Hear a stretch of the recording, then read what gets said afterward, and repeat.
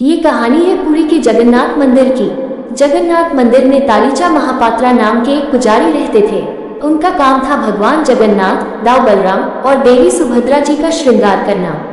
एक बार की बात है, महापात्रा जी इनका श्रृंगार कर ही रहे थे कि वहां पुरी के राजा का आगमन हुआ। राजा जब भी वहां आते थे तो महाप्रसाद में भगवान जगन्नाथ जी का फूलों का हार अपने साथ लेकर जाते थे। जैसे ही उनके आगमन की सूचना महापात्रा जी को मिली, उन्होंने देखा कि भगवान की मूर्ति पर अभी तक कोई हार चढ़ा ही नहीं है। ये देखकर उन्होंने सोचा कि अगर राजा साहिब को हार ना मिला तो वो क्रोध कर सकते हैं और क्रोध का पात्र वो बनेंगे।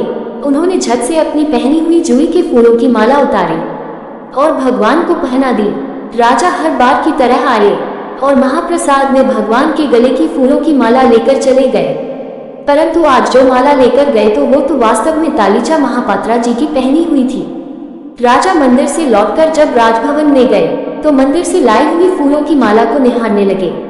अचानक उन्हें उस माला में से एक घुंघराला बाल मिला। वो समझ गए कि पुजारी ने कुछ तो गड़बड़ की है और खुद की पहनी हुई माला भगवान को पहनाकर मुझे दे दी। उन्होंने तुरंत महापात्रा जी को उपस्थित होने का आदेश भिजवाया।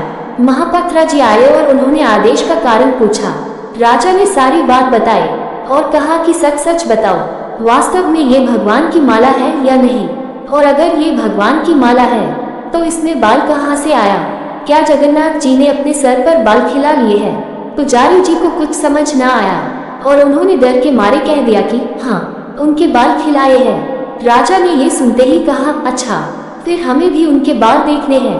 कल प्रातःकाल हम उनके बाल देखने आएंगे और अगर उनके बाल ना हुए तो तुम्हें कड़ी से कड़ी सजा मिलेगी, और बाल हुए तो तुम्हारी किस्मत। महापात्रा जी वापस घर आ गए, परंतु अब वो चिंता और डर में डूबे हुए सोच रहे थे कि वास्तव में जो बाल ही नहीं, वो बाल दिखाएंगे कैसे।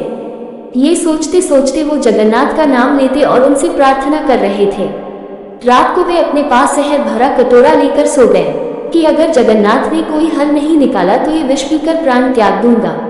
फिर स्वप्न में भगवान जगन्नाथ जी ने उनको दर्शन दिए और कहा, तुम इस राजा से इतना डरते क्यों हो? तुम मेरे सेवक हो और मेरे प्रिय भी हो। जो मेरी सेवा करता है उसे किसी से डरने की जरूरत नहीं। तुम क्या सोचते हो मेरे बाल नहीं है? क्या मैं गंजा हूँ? मेरे बहुत लंबे सुंदर घूंघराले बाल हैं। आने दो उस राजा को, सवेरे तुम उसे मेरे बाल दिखा देना। महापात्रा जब नींद से उठे तो भगवान के सपने को याद करके उन्हें धन्यवाद किया और अपने दैनिक सेवा में लग गए। अगली सुबह राजा मंदिर परिसर पहुंचकर पंडित को बुलाया और कहा, साथ चलो और मुझे भगवान के बाल दिखाओ। महापात्रा जी साथ गए और पट हटाने के बाद दोनों ने क्या देखा कि जगन्नाथ जी के सर पे इतने सुंदर और घने घुंघराले बाल आ गए हैं कि उनकी कमर तक पहुंच रहे हैं। राजा ने सोचा, ये जरूर इस पंडित ने गोंद से चिपकाए हैं। ये सोचकर राजा ने जोर से जगन्नाथ जी के बाल खींचे, फिर भी न निकले तो और शक्ति लगाई। फिर उसने देखा कि बाल के साथ साथ भगवान के सर से खून की धारा बहने लगी। राजा ये देख वहीं बेहोश हो गया। जब होश में आया तो महापात्रा जी के चरणों में गिर माफी मांगने लगा।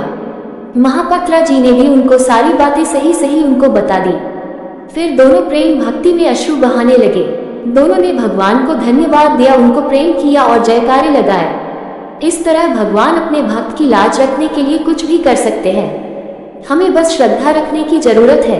कहानी पसंद आए तो लाइक शेयर करना और चैनल को सब्सक्राइब करना मत भूलना। धन्यवाद।